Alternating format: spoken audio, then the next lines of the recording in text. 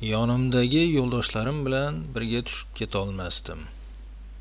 Ko'chadagi mentlar kimni qidirayotganini bilmasam-da, baribir ochiqdan ochiq tushib ketishga yuragim betlamayotgandi. Deraza oynasidan ularni kuzata boshladim. Ular har bir yo'lovchining yuziga tikilib qarar, ba'zi erkaklarni to'xtatib, hujjatlarini tekshirardi. Men Sveta bilan Olyaga kuzatuvchini ishim borligini bahona qilib vagonda qoldim. Hamma tushib ketdi. Qarasam, ikkita ment vagonga chiqyapti. Darrov kupelardan biriga kirdim-da, eshik tepasidagi yukxonaga chiqib berkindim. Oradan 5 daqiqacha o'tib, eshik ochildi va kuzatuvchining ovozi keldi. "Shunchalik xavflimi?" deya so'rardi u tartib posbonlaridan. "Xavfliyam gapmi? Odam o'ldirish bo'yicha Amerikaning maxsus bo'linmasida tayyorgarlikdan o'tgan. Unga bas kelish qiyin", deya javob qildi mentlardan biri yo'g'on ovozda. Ular kupeni ko'zdan kechirishdi, biroq yukxonaga qarashmadi. Biroq ichim shunaqa muzlab ketdiki, eslasam hozir ham etim junjikkadi. To'g'ri, mabodo o'shanda meni sezib qolishganda ham ikkala militsiyani kuzatuvchiga qo'shib bir yoqli qilib qochib qolardim. Ammo qolganlarim mening haqiqatan ham yetib kelganligimdan xabar topishib, butun shaharni g'alvirdan o'tkazardi. Bu esa menga kerakmasdi. Bo'shab qolgan poyezd nihoyat joyidan qo'zg'aldi. Shundan keyin yukxonadan tushdim. Tanburga yetganimda kuzatuvchiga duch keldim. U meni ko'rib baqa bo'lib qoldi. Sen qayerda eding?" dedi u tili og'zida g'o'layib qotib. "Uxlab qolibman.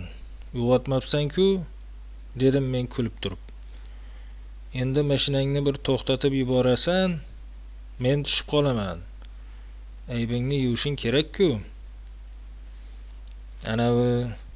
Anavilar seni qidirishdimi?" deya yurak yutib so'radi kuzatuvchi. "Kim? Men hech kimni ko'rmadim." "Qani tez aravangni to'xtat." Men odamlarga ruhiy ta'sir o'tkazishni yaxshi egallagandim. Hatto bu fandan imtihonda menga 5 qo'yishgandi. Kuzatuvchining ko'ziga shunday qaradimki, u tormoz richagini tortib yuborganini o'zi ham sezmay qoldi. "Mana bu ishing zo'r bo'ldi", deb vagondan sakrab tushib qoldim. So'rab surishtirib markaziy yo'lga chiqib oldim. Mashinalar u yoqdan bu yoqqa zuvlab o'tib qaytar. Odamlar qayoqlargadir shoshishar. Men esa qayerga borishimni bilmay, garangsib atrofga alanglardim. Kishi shunday paytda juda qiynalar ekan. Hamma begona, hammaning o'ziga yarasha tashvishi bor. Birgina sen ko'chada nima qilishingni bilmasdan ovora-yu sarson bo'lib o'tiribsan. Bekat tomon asta-sekin qadam tashladim. 3-4 odam avtobus kutishayotgan edi. Ular menga e'tibor qilishmadi. Serrayib biroz turdim. Shunda avtobus kutayotganlardan biri sherigiga "Anavi e'lonni o'qidingmi?" deb so'rab qoldi. "Yo'q", dedi ikkinchisi. "Bir kallakesar qochibdi. Ana osib qo'yishibdi", dedi. Men beixtiyor u ishora qilgan tarafga qaradim. Shu payt avtobus keldi. Hamsuhbatlar avtobusga chiqishdi. Ular ketishgach, bekat devoriga yopishtirilgan bir parcha qog'ozdagi e'longa qaradim. Ne ko'z bilan ko'rayki, unda mening suratim aks etgan. Tagiga esa qidirilayotganim yozilgandi. O'ta xavfli jinoyatchi ekanim katta qora harflarda bitilgandi. Endi tamom, qo'lga tushdim. Meni ko'rgan odam darrov militsiyaga xabar beradi. Ammo negadir ichki bir ishonch bunaqa bo'lmasligini uqtirib turardi. Shu bois ko'nglimdagi hadik tezda o'tib ketdi. Taksi to'xtatdim-da, Kiyev yo'liga olib borib qo'yishini so'radim. Haydovchi meni ko'rib xavotirga tushmadi. "O'tir, olib borib qo'yaman", dedi qisqagina qilib. Biz yo'l-yo'lakay gaplashib ketdik. O'zimni bilmaganga solib, hamma yoqqa e'lonni osib tashlagan jinoyatchi haqida so'radim. U qo'lini siltadi-da, "Bo'lmag'ur gap", dedi. Shunaqa qilgani bilan uni birov tutib berarmidi? O'zi davlatning ag'dar-to'ntari chiqib yotibdi-ku. Qayerdagi jinoyatchiga birov e'tibor qilarmidi? Ana, Pribaltikadagilar ajralib chiqamiz deb tomoq yirtishyapti. Ajabmas, bizga ham ularning shamoli yetib kelsa. Undan keyin hamma yoqqa qayta qurish degan g'alva. Hayronman. Tepadagilar o'tirib olib, o'zlaricha nimalarni o'ylab topishyapti. O'zing o'yla. Shunday paytda arzimas bir jinoyatchi bilan kimning ishi bo'lar ekan? Haydovchining gapidan keyin ko'nglim ancha ko'tarildi. Uyga yetib olsam, bexavotir yashayman deb umid qildim. Aslida Anna bilan xayrlashayotgan mahalda baribir uyga borganimdan keyin ham meni tinch qo'yishmaydi. Uydagilarga sog' salomat ekanimni ma'lum qilib, bu yoqqa qaytib kelsam kerak degandim. Endi bo'lsa ota-onam yoniga yashashimga ozgina umid paydo bo'lgan edi. Kiyevga boradigan mashinani kutib yarim soatdan ziyod turib qoldim. Men qo'l ko'targan mashinalarning deyarli hammasi to'xtar, biroq Kiyevga desam haydovchilar bosh chayqardi. Nihoyat bir KAMAZ haydovchisi boraman dedi. Xursand bo'lib ketdim. Yo'l uzoq borguncha zerikib ketaman deb o'yladim. Xayriyat, sherik topildi, dedi u tirjayib. Haydovchining ismi Sasha ekan. Darrov u bilan chiqishib ketdik. O'zi ham qaynar buloq, ichidan gap qaynab chiqaveradi. Tinimsiz gapirgandan ba'zan og'zidan ko'pik sachraydi. Yoshligimda shunaqa odamlarni yaxshi ko'rardim. O'zi ko'p gapirgan odamning ko'nglida kiri bo'lmaydi deyshadi. Buning ustiga Sasha gavdali, ovozi do'rillagan, besonoqayligi mashina haydashidan ko'rinib turardi. Men senga aytsam, haydovchilar filosof bo'lib ketishadi.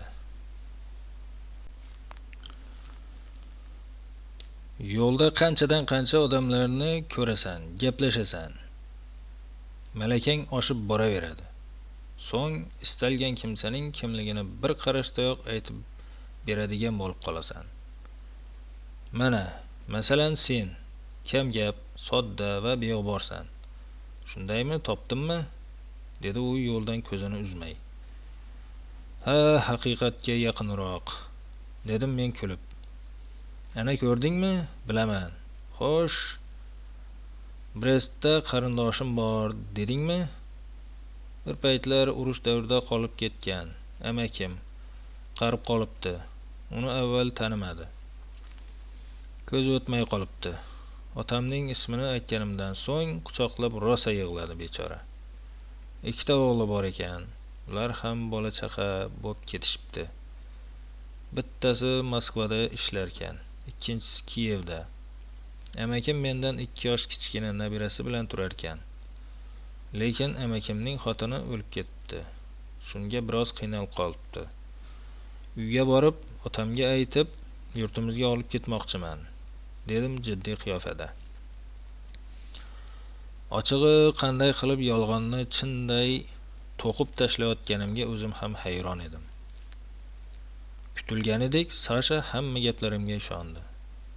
Amakimga biroz achindi ham. Shundan keyin gapimiz uzildi. Sasha ham, men ham chuqur o'yga cho'mdik. Ota-onam, umuman oilamiz haqida o'yladim. Ularning har birini xotiramda tiklashga harakat qildim. Ammo birortasining yuz ko'zini eslolmadim. Shu bo'yi ko'zim uyquga ketibdi. Bir payt Sashaning kim ekan bular degan tashvishli tovushidan uyg'onib ketdim. Ko'zimni ochib yo'lga qarasam, yo'lning o'rtasida bir mashina ko'ndalang bo'lib turar. Atrofida 3 kishi kuymalanishardi. Sasha mashinani to'xtatib, derazadan boshini chiqardi-da, "Tinchlikmi?" deya so'radi. Mashina yonida ko'rmayotganlardan biri Sasha tomonga yaqinlashib keldi-da, "Og'ayni, qarashib yubor. Motorning mazasi qochganga o'xshaydi. Aksiga olib uchalamiz ham haydashdan boshqaga yaramaymiz", dedi. Sasha erinibgina pastga tushdi. Men ham hojat ravo qilish uchun mashinani tark etdim. Yo'l chetidagi qayin daraxti orqasiga o'tib, ishimni bitirib qaytib kelayotsam, haligilardan biri Sashaning biqiniga pichoq tirab turganiga ko'zim tushdi. Yonidagi sherigining qo'lida to'pponcha bor. Obbo, buyog'i endi nech puldan tushdi, deya o'yladim. Asta ularning yoniga borarkanman, to'pponcha ushlab turgan yo'l to'sar. "Imillamay kel", deya bo'kirdi. Men qadamimni biroz tezlatdim-da, darrov vaziyatni o'rganib chiqdim. Ularni bir yoqlik qilish oson edi. Buning uchun yonlariga yetib borsam bo'lgani. Biroq rejam amalga oshmay qoldi. "To'xta", deya amr qildi yo'l to'sar. "Yerga yot". Men darrov uning aytganini bajardim. U tepamga keldi-da, "Kimsan?" deya so'radi. "Yo'lovchiman", dedim yotgan holimda. "Mana bu emasmisan?" deya yonimga bir parcha qog'oz tashladi u.